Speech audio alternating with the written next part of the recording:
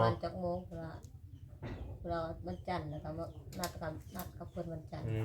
ตั้งตัวชิดกับเข้ามาบ่เข้ามาพบกัน มื้อนี้นะบ่มื้อนี้บ่เห็นมื้อนี้เราสิบ่ได้มาเนาะบ่อาจจะมาในมื้อผู้ใดเนาะเพิ่นเข้ามามื้อเดียวนั่นบ่แม่โอ้เพิ่นเข้ามามื้อเดียวพี่น้องคือว่าแล้วก็รอเวลาเนี่ยเพราะว่าทางผู้รักผู้ใหญ่เพิ่นก็บ่ได้ว่าแนวใดเพิ่นก็มีแต่ว่า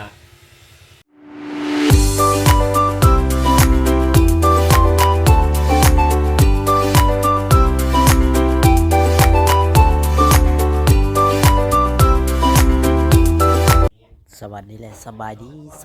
พ่อแม่พี่น้องเนาะมื้อนี้ก็สิมาหาทางน้องอาเบยพี่น้องเนาะหลังจากเพิ่นกินข้าวกินน้ำแล้วก็บ่าวน้อยเพิ่นสิเอาน้องอาเบยกับไปเฮือนบ่าวน้อยเนาะไปเผาถ่านไปกวดถ่านเพิ่นนั่นแหละพี่น้องเนาะแล้วก็สิมื้อส่งน้องอาเบยเนาะวันต่อไปจังไดก็ไปเบิ่งน้องอาเบยกันเลยพี่น้องทีมงานที่ตั้งกล้องนำบ่โดยทางกองของยังใส่ก่อนเป็นเด็กน้อยพี่น้องเอ้ยเพราะว่าในเรื่องเงินของน้องกับเบยนี้เพราะว่าFCหลายๆคนเพิ่นก็เบิ่งนะมาในข้อหน้าวันนี้แหละในเมื่อเรื่องมันนั้นจะจบแบบนั่นก็มีแต่ว่าชุมไม่อ้ายนี่บ่ได้ขึ้นไปชงมีแต่ว่าทางเงินบาวตุชิดเนาะทางบาวตุชิดกับบ่าวน้อยเพิ่นจะขึ้นไปชงเนาะก็เลยถ่ายแจ้งให้ FC ฮู้พี่น้องเนาะเพราะว่าน้องกับเบยเราก็สิได้กลับไปอยู่เพื่อนอยู่ชานของเราแล้วมีแต่ว่าเฮาขึ้นไปพุ่นก็พยายามปรับปรุงคำว่าตัวไรเฮาผิดเด้อน้องเบยเด้อตัวไรเฮาผิดก็พยายามปรับปรุงและแก้ไขตัวเองเนี่ยถือว่าอะไรมันสิถูกสิต้องนะตัวไรให้มันบ่ควรก็เฮาปกติก็อยู่มอๆแม่ๆ2คนผัวเมียบ่โดย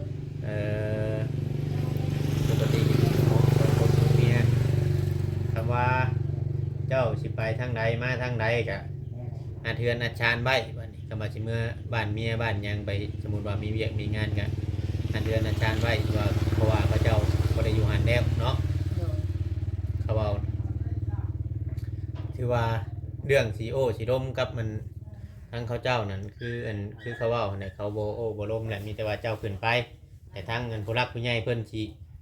โทรประสานได้หลายจ้ะเฮาก็บ่ฮู้ตัวนั้นกับทางทีมงานเพิ่นสิจัดแจงให้เราหลายคนเป็นอะไรกินข้าวแซ่บบ่แซ่บเนาะบ่ดีใจบ่ใกล้สิได้เมื่อบ้านดีใจอยู่ดีใจอยู่เนาะโดยใกล้สิได้เมื่ออะไรก็ดีใจแล้วบ่โดยหลายคนเพิ่นก็รอเบิ่งอยู่เพิ่นน่ะยายน้องก็เบยเมื่อ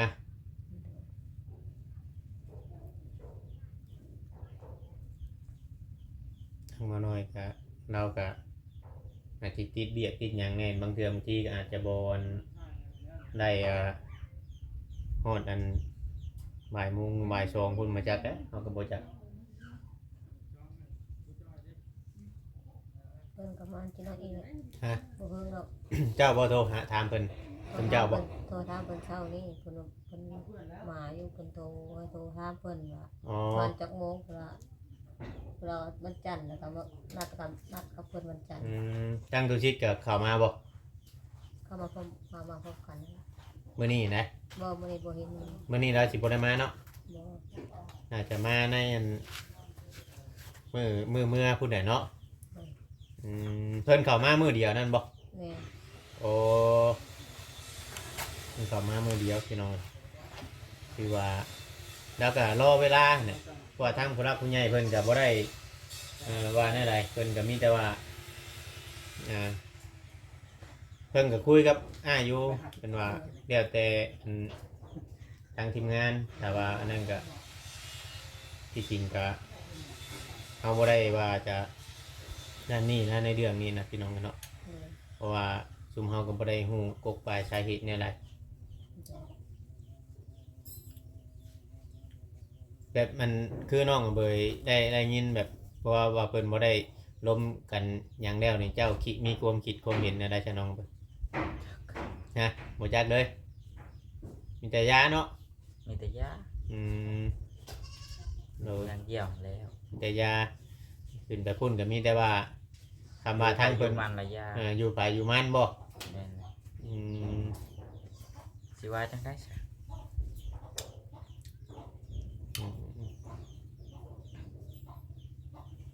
ขึ้นไปพุ่นแหละอยู่ไปอยู่มันนะครับต่างคนต่างให้เกียรติกันนะเฮาบ่ก่อกวนกันเฮาอยู่เพื่อนไผเพื่อนมันแปลว่าบ่สร้างความเดือดร้อนให้ภายนะ แม่นเลย มันจังบ่ผิดใจกัน เจ้าก็อยู่กับลูกกับเมียนั่นคือต่อไปเฮาคนเฮาคุมื้อนี่นั่นมันบ่แน่บ่นอนพี่น้องเนาะเว้าบ่ได้บางเทื่อบางทีในอนาคตข้างหน้ามันอาจจะได้อาศัยไพ่เพิ่งกันก็มี โดย เฮาบ่พอตัดสินกันสมมุติว่า โดย เขาตีนรถทัวร์บ่เนาะผ่านน้ำตกน้ำทางบ่เห็นน้องกระเบยย่างน้ำทางบ่เอ้าเป็นอะไรฉุกรถฉุกหยังช่วยก็มีได้เหยเนาะคนเฮามันบ่แน่บ่นอนมันบ่นั่นพี่น้องไงเนาะเป็นอะไรทางผู้รักผู้ใหญ่เป็นโทรมาล้มนำอยู่บ่ โทรมาอยู่เนาะเพิ่นก็มีแต่ว่ารอให้อันนายอ้ายเพิ่นเมื่อชงเพิ่นก็เว้าสิได้ติ แม่นเลย เออตกลงนี่บ่ได้ตัดเลยผมบัดนี้ ไปตัดเงินบ่น้อยไปตัดเงินหลาย อ๋อว่าน้อยสิตัดให้ โดย อืมเปลี่ยนแปลงทรงให้ใหม่ให้รอเนาะ โดย เปลี่ยนแปลงทรงใหม่ให้รอให้หยังเลยแม่นนั่นแหละพี่น้องคุณนั่นก็ทางนั้นก็ไม่รักคือไม่รักตลอดอยู่ สิเชื่อก็ไม่รักคือไม่รัก จักมื้อได้มานอนอยู่นี่บ่3-4 มื้อบ่ 3 มื้อบ่4 มื้อมาละ 4 มื้อเนาะ โดย แต่ประแดงนี่สิได้ไปนอนอยู่เพื่อนบ่น้อยแสดงว่าย่ายนี่ไปย่าย3 บอน4 บอนนั่นนี่ย่ายออกมาปลา เขาเอามาครึ่งทางแล้วบ่ อืม อันนี้ตอนอยืดเหือน เสื้อแหวนลายรอแล้ว มายัง ว่าน้อยเอามาครึ่งทางแล้ว โอ้แล้วแชทมาบ่หาเราก็สิมาหับแล้วนั่นแหละพี่น้องเอ้ยแต่ว่าผู้รักผู้ใหญ่หลายคนเพิ่นก็บางคนเพิ่นก็ว่าให้เกียรติกันมีแต่ว่าให้ปรับความเข้าใจกันนั่นแหละเราก็บ่ได้ว่าอยากให้เด็กๆก็บ่ได้ว่าอยากว่าผิดกันดอกพี่น้องเอ้ยเนาะก็บ่ได้ว่าแนวใด มันโทรมันเหมือน จังโทรหาบ่น้อย โทรศัพท์โทรเอง แม่นบ่ มือควยสูน โอ้ย กระสับก็เลยตัวเองสิปุ๊บแล้วก็จะสับ มีแต่ว่าคือผู้ใหญ่เพิ่นบอกหั้นแหล้วเจ้ามีช่อง YouTube เองผู้เพิ่นเขาตั้งให้เจ้าผู้เพิ่นอยากเบิ่งเจ้าก็เจ้าทายเพิ่นก็เบิ่งคือว่ามีช่อง YouTube เจ้าก็ทายลงให้เพิ่นเบิ่งการใช้ชีวิตปลูกผักปลูกหยังบ่อยู่กับลูกกับเมียนู่นนั่นนี่ก็ทายลงไปบ่บัวได้เราก็เฮ็ดเป็นบ่แม่นบ่ช่อง YouTube เราบ่เฮ็ดให้ถึง เพิ่ เจ้า นเล่นให้ ครับถ่ายไปอาศัยเล่าเนี่ยเป็นหมู่เป็นคู่บ่เป็นพาอาศัยกัน เพิ่นก็มันก็ลูกค้าหลายเพิ่นก็นั่นหัวกัน อ๋อแบบว่าลังเกือถึงช่วงเราตัดผมหลายเราก็บ่ได้ลงมาเยี่ยม โดย อืมอืม ลูกค้าหลายแต่ละมื้อ เอ่อกินข้าวร่วมกันกับทีมงานพี่น้องกันมื้อนี้ได้ตอนเฮาอยู่พุ่นตะกี้เคยกินร่วมกันแบบนี้อยู่บ่กับทีมงาน บ่ บ่ได้คอยเฮ็ดลาบบ่ บ่ โอ้โดยจะดีมือกันเอาได้มาทางนี้กับฮู้จักกันเนาะเป็น โดย พี่เป็นน้องกันเฮาก็คือบ่ได้ฮู้แต่น้องอะเบยบ่ได้ฮู้เมียเพิ่นมาก็ทุกคนก็อาจจะเห็นพร้อมๆกันนี่แหละคือทีมงานเฮานี่ก็มีแต่พอแพทย์นี่แจ้งเห็นก่อน แม่น พอแพทย์ได้ขึ้นไป ขึ้นไปพุ่นตอนน่ะเนาะ แม่นเซ็นเอกสารต่อไปก็เลยขอเพิ่นนะเห็นอยู่พี่น้องเนาะมีใจเห็นน้องๆเพิ่นก็ได้พี่น้องเนาะ ก็เลยจัดกันเนาะ แม่น พ คนเฮาเพิ่นยังเว้าอยู่ไปมาหาสู่กันเที่ยวไปเที่ยวมาบัดนี้น้องก็เบยสมมุติว่าคิดฮอดป้าคิดฮอดลุงมีเงินมีหยังก็มาได้บัดฮู้จักได้เด้ มาได้มาเยี่ยม ต่อไปในอนาคตนั่นบ่แน่บ่นอนเด้ เอาเบอร์กันไว้ล่ะแต่ก่อนนี่เพิ่นมีเบอร์โทรกันบ่อันนี้ เพิ่นบ่ได้ใช้โทรศัพท์ เอาเบอร์โทรกันไว้บัดนี้ เอาไว้เด้อบัดนี้เด้อเอาไปเป็นหยังก็ใครแน่โทรหาป้าหาลุงเอาเบอร์ติดต่อช่องทางติดต่อกันไว้ เพิ่นบ่ได้ใช้โทรศัพท์ น้องก็เบยก็โทรศัพท์จนเพจนใช้ของเมียเดี๋ยวนี้เนาะ เพย้อนบ่ฮู้ว่าเสพเมีย ฮะ ย้อนบ่ฮู้ โมโหใช่เมียโมโหเรื่องหยัง เมียมักว่าเฮาไปหาโทรหาผู้สาวใหม่ เหือห่วงกันอีกเมียกันเนาะ ห่วงนะสิกวดโทรศัพท์กวดแม่กวดนี่ยังไปแล้วเขาก็ทิ้งลงตารางเรียบร้อยโทรศัพท์ มีแต่ว่าหักเพลงกันไว้ได้เจ้าก็เอาลูกเพิ่นมาได้เห็นได้ถึงว่าอายุหลายก็ย่าและเพิ่นเป็นเมียเนาะ บ่แล้วบ่ได้ตั้งใจสิเอามาเพิ่นมาอยู่นำ แม่นบ่อย่าไปเว้าเช่นเราเสียใจนะฮะไปเว้าไปซั่นไหมเห็นว่า แม่น เรา แล้ว เสีย บ่ ใจ ได้ นะ พร้อมมาสิเอามือ จำหน่อยโดนห้อยว่าเราบัดเมียหนีป้ารถ โอ้ยข่อยบ่ให้ดอกข่อยรู้จักจะสิเอาค่อยให้ดอก เฮ้ยเนาะ เออ ก็เมียหนีป้าว่ารักให้ผู้เดียวบ่ได้บ่มีผู้ยั่วอะไรมันไกลไดมันไกลได้บ่มีผู้ยั่วเจ้าไหน บ่ย่านดอกเมียนี่ปะ ย่านแต่เมียผู้นี้ แล้ว ย่าน ว่าอะไร แต่ นะ เมียบ่นี้ เอ้ เฮ้ ย ยอย่าไปเว้าแบบนั้น คนเฮาปากแข็งบ่ได้เด้เนาะ แม่น อาลีนี่แหละว่าอาลีนี่แหละหาเมียดีแฮงสบายหาเมียนี้ได้ ไผสิเฮ็ดมื้อเช้านี่เมียยังแก้วกับปูให้กินอยู่ โอ้ยเฮ็ดเองแล้วแหละอยากก็เฮ็ดบ่อยากก็นอน อ้าวเราต้องอันนั้นได้มีแต่กลับขึ้นมาบ้านแล้วก็ปฏิบัติตัวใหม่แล้วก็ ปฏิบัติ เฮ็ดหยังก็ให้อันคนทำหู้นำบ่ให้เฮ็ด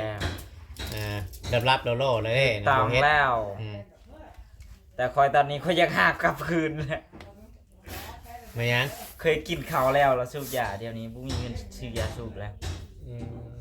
สูบยาบ่เจ้ากะ สูบนั่นแหละ เออ คอยก็สิบ่อ้ำ FC ได้นี่เขาคอยสูบแต่คอยสูบบ่เปลืองปานใด บ่เปลือง เขาคอยเฮ็ดเวียกแล้วคอยสูบเปลืองมื้อละซอง จะสูบตลอดยานี่เนาะ แม่ อืม ไม่ให้เลิกบ่ได้เนาะ มันเลิกบ่ได้ อืม เพราะว่าอยู่พุ่นนี่เห็นน้อยๆก็สูบเด้บางคนนะ คนทางบ้านเพิ่นบ่ แม่น เออ เอาว่ะ กินเครื่องดิบ เออ เพราะว่ามันข้าวมันหยังกินชิ้นดิบแล้วมันข้าวมันนั่งนี่อยากสูบยา แม่นเลย เออ บ่มีตังค์จักบาทเลยซะใครเมียไปซื้อยาสูบกันนะ ให้สิชื่อช่างบ่แท้เนาะ ขายเมียไปซื้อยาสูบ ไปบอกนะน้องไปบอกแนวให้ที่หัวอะไรที่ให้อะไร เขาบ่หายดอกเขาบ่ฮู้อยู่ว่าเฮาว่าหยอก เคยเว้าอยู่บ่ เคยเว้าหั่นแหละ เว้าหยอกเนาะ แพงกัน ถ้ามาบ่เห็นหน้าเมียหน่อยหนึงก็คือว่าเล่นไปหารถเมียไปเก็บผักก็ยังเล่นไปน้ำรถกินนี่พี่น้องเอ้ยน้องน้ำเบยเนาะแต่ว่าเพราะว่าอันนี้พวกเฮาบ่ได้ค่อยฮู้จักกันกับเราแต่มัน อาจจะบ่มีสีสันปานใดในของในคลิปถ้าผู้ใดดึงเคยกับเพิ่นนี่บางเทื่อบางทีก็อาจสิตลกตะเล็กใช้กันอยู่กับประจักษ์เฮากับบ่จัก แม่นเลย เนาะเพราะว่าชุมข่อยบ่ได้เคยดึงกับเจ้าปานใดหั่นนะก็ดีแล้วพี่น้องไอ้นอกก็มีเรื่องแบบนี้มันก็มีทั้งคนฮักแล้วก็มีทั้งคนสร้างเฮาก็บ่แค่หยังในคอมเมนต์นะก็มันก็บ่เป็นหยังดอกน้องเบย แม่น บ่ได้ว่าหยังคือเมียนี่อ่านหนังสือเป็นบ่เมีย บ่เป็นตกก็ ฮะบ่เป็นบ่เจ้าเลยก็บ่เป็น บ่เป็นคือการควายบ่รู้จักบ่เป็นทะเลขซองบัด บ่เป็นเฮาได้โชว์ แม่นเลย เอาบัตรสมมุติว่าเจ้าเด่นโทรศัพท์มันยังแบบนี้ได้จ้ะ กดละมืดอ่ะ กดมั่วๆไปชื่อ แม่นเลย คิดว่าอันคุณเจ้าคงจักโมเมนต์เนาะมีแต่ว่าใช้ความจำเนาะ ได้ความจำ เออเอา จำได้สำไรก็เอาสำนั้น มีแต่ใช้ความจำมาชื่อพี่น้องเลยจำใดก็ได้จำนั้นคำว่าพอคนบ่จำก็คือว่าพอได้นั่นดอกคนหักผู้บ่เป็นหนังสือนี่ครับบางคนนี่ก็คือสี จำกลัวฮอดเฮา ตาเลยนี่ ฮะ ตามก็ จะตาข้าง ตาข้าง โอ้ยเบิ่งรถ เบิ่งรถเลยตาข้าง รถ เนาะ ก็บ่ได้ พี่น้องเนาะ กี่เดียวว่าเบิ่งมักข่อยซะเด้ มันกลายบ่มักเด้อกับเจ้าน่ะจนได้เอากันเนี่ยยังคิดว่าบ่มักอยู่ฉันเราบ่ลงมาล็อกแต่เซตะมั่วกูแม่นบอกไกลๆหนึ่งดิ บักไก่ๆนึงเรายังมาเชนูขึ้นไปยุดชุมอีกถือว่าโหดอะดิ โหดเลย น้องกับเบยนะบ้านชะนี่ใช่ไก่อะดิเจ้าว่าไปคู่แล้วอ่ะคำเจ้าเน่มาหาคอยโดดอะไรที่ไปชักบอก ก็ว่าวหันแหละ เราโดดเน่อะดิบ่ แน่เลยแล้ว ให้เจ้านี่คำให้เจ้าไปหาเราอยู่บ้านนี่คอยว่าย่านเจ้าบ่ไป บ่ไป เราใจเกินร้อยกว่าเจ้า อยากได้มาลาสนี แม่นเกินร้อยแล้วเนาะมาหาน้องกับเบยถึงที่วะแจ็คจำได้น้องเบยกับตอนนั้นมีเงินเนี่ยนะแต่เบิ่งมาจ้าง มี เจ้าจ้างคารถลงมาหับเมียอยู่ที่นู่นเด้ ค่อยขึ้นมาจากปากเซ อ๋อตอนว่าเบาน้อยจะเอาลงไปเป็นช่างซ่อมรถนั่นบ่ แม่นเลย อ๋อตอนนั้นทางน้องกับเบยว่าจะไปเฮียนซ่อมรถพี่น้องเนาะจะได้เบาน้อยได้อันลงไปเป็นได้ซ่อมบ่ได้บ่ทันได้มั่งใช่บ่อืม ตัดไปนะว่าจะเป็นรถสุดท้ายบ่ได้ค่ะ ไปพ่อกันอยู่ไปฮู้จักกันอยู่วังปากเช่บ่เดี๋ยวนี้น่ะ เซนอ หักพ่อเชนู โดย เพราะว่าจะแลนนี่เพิ่นแล้วแต่เพิ่นไปรอในคิวรถแล้ว เอ้ยเนาะเอาไปเห็นเพชรกันเนี่ยไรจ้ะเจ้าเบิ่งคลิปบ่ บ่แล้วเพิ่นโทรหาข่อยตำบิดตำหมอแต่เพิ่นสิ เจ้าฮู้จักแน่ได้เอ้า จักแล้วจากเพิ่นเห็นนำ TikTok ยังจักแน่เห็นในไสแหละ บ่หลักขามโลกออนไลน์อะดีเด้อันนี้เนาะ รักข้ามโลก พี่น้องไงเนาะกะสิประมาณนี้แหละคืออ้ายบอกนั่นแหละเนาะมีแต่ว่ากลับไปแล้วก็เฮาก็ปฏิบัติตนโตให้ดีให้มันเข้ากับในหมู่บ้านกับสังคมในบ้านหันในทางผู้รักผู้ใหญ่บ้านเพิ่นน่ะสิอบรมหรือว่าเนี่ยไรก็ชุดแล้วแต่เพิ่นคือทางเฮานี่ก็ยูทูบเบอร์เนาะก็หลายคนก็บ่เป็นคนตัดสินเฮาบ่แม่นเจ้าหน้าที่คือทางชุมข่อยนี่คำตัวไรมันถึกก็มีแต่ว่าบอกว่ามันถึกตัวไรมันบ่ถึกก็มีแต่ว่ามันบ่ถึกบ่เท่านั้นคำสิมาเอาโทษใช่นี่ชุมเจ้าโลดก็เอาบ่ได้เพราะว่าชุมข่อยบ่แม่นเจ้าหน้าที่เรื่องส่วนเรื่องอันกฎหมายก็มีแต่ว่าให้ทางในบ้านหรือว่าปกสบ้านเพิ่นจัดการตัวน่ะเรื่องผิดเรื่องถึกนะว่าเพิ่นในบ้านเมืองเพิ่นก็มีคือมีเปเนาะเพิ่นก็ต้องฮู้แหละลูกบ้านเห็นหยังผิดลูกบ้านอันนั้นอันนี้มีแต่ว่าคลิปส่งน้องเบยพี่น้องเนาะกลับบ้านบายดีเด้อน้องเบยโดย